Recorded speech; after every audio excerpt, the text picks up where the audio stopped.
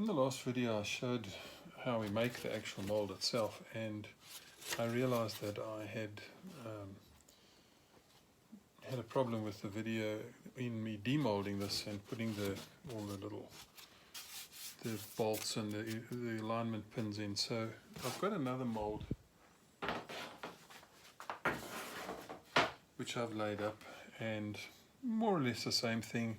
It's got return flanges around. This time I'm using PVC foam board. Now PVC foam board is basically the new Superwood. It is super easy to work with, lightweight, strong, makes nice splitters, etc. The one thing that I must just warn everybody about is that it has a micro porosity on the surface, and in order to make it release easily, you absolutely have to wax the surface of this PVC foam board when you're making splitters or mold returns or whatever you're making. Just a coating of ram wax on, let it dry, polish it in, and then put your normal release on. And if you do that correctly, there you can see how simply and easily it releases from the mold itself without any difficulty. So very, very simple, easy to work with. What's fantastically nice about it is that, unlike Superwood, which you have to cut with a saw, this you can actually just cut with a blade. A sharp X-Acto knife or snap-off blade, and it cuts relatively easily with a blade and drills fantastically. Screws take in it very well. So all the things that are, all the nice positives about it. Just the one downfall is, and to my detriment, I found out that if you don't put a ram wax sealer basically onto the surface of this material, it doesn't release easily from the epoxy or whatever. Right, so this is a mold that I've made. Now this is not made on a splitter. This is, there's inside here is a rudder for my K8 that I'm building, and so it's a two-part mold. I've done the one half and the other half. Now I've got both halves still with the rudder inside. I've just removed the mold returns, or the flanges, the return flanges. I love to put return flanges on my molds whenever I'm building, because now that I've got the mold out, if I turn it over, it sits on the table nice and flat, doesn't wobble. Also stabilizes the mold, makes it much more strong, these returns. And if you've got a nicely laid up mold, and this is my normal layup, same as the other one. One layer of 163, 3 layers of 410 by X, and 1 layer of 163 gram. Now, before I demold this thing completely, I need to put, first of all, I need to make bolt holes to bolt this thing back down together when I've done a layup and I've closed the molds. And secondly, I need to put my alignment pins in. So the first and foremost thing that I'm going to do is I'm going to drill with this. I use a 6mm drill bit and a 6mm machine screw and a nut or a wing nut to hold these molds, bolt these molds together. And I need several of them around the perimeter, so not too far out from where the edge of the actual part is, maybe 10 mils or 20 mils or so.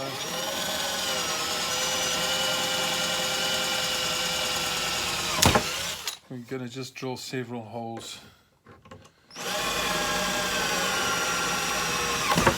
through the flange itself.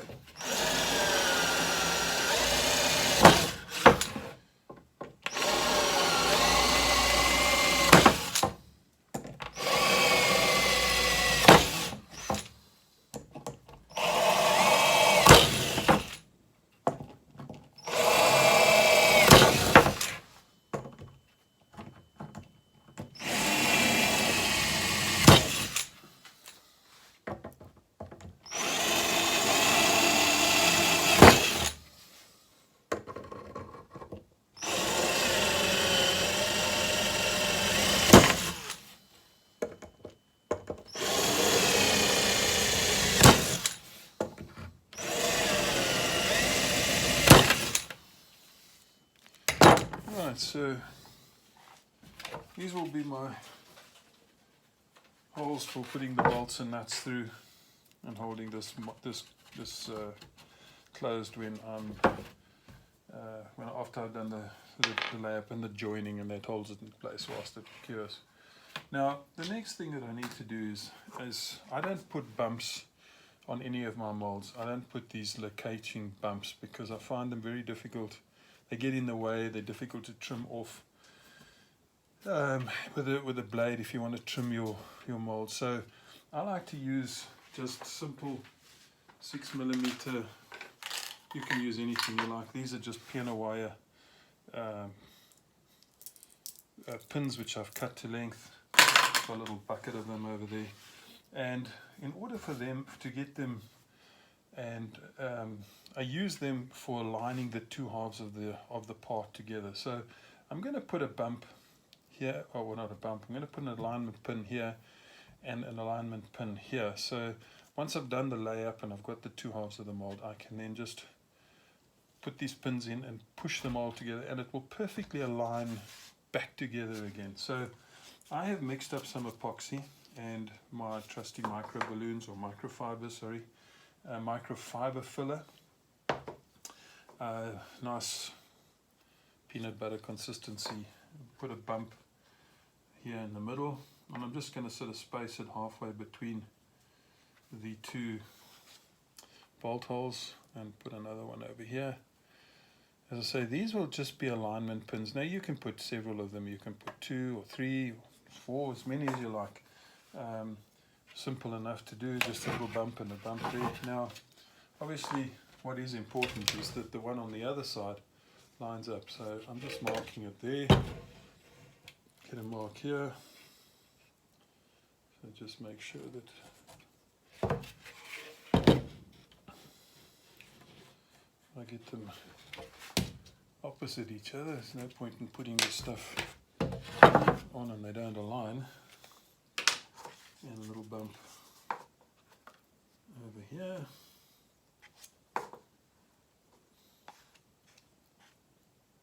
And I'll just take a brush and neaten these up.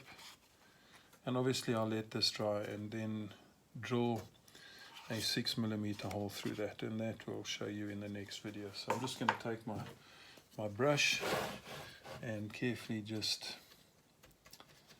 not flatten it out, but just neaten it up, make it into a nice little clump there. It just allows for when you put the alignment pin that it's not going through a thin.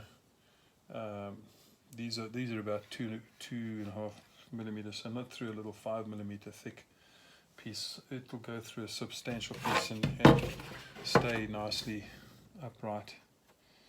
You just got to let this completely cure before you drill it. And there you go. So there's my 4 little mounds of microfiber and epoxy mix, and we just let this cure off completely. Then in the next video I'll drill it and I'll show you how I demold the rudder out of this mold.